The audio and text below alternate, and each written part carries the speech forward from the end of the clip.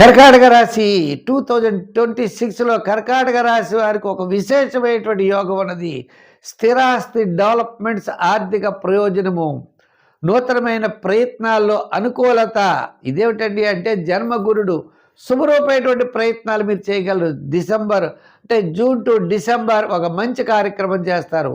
ఒక స్థలం కొనుక్కోవడమో, ఒక గృహం కొనుక్కోవడమో, వివాహాది ప్రయత్నాలు, లేకపోతే వివాహం చేయడం, శుభరూపమైనటువంటి ప్రయత్నాలు చేస్తారు. కాబట్టి ఆ సమయం అంతా కూడా చాలా అనుకూలంగా ఉంటుంది.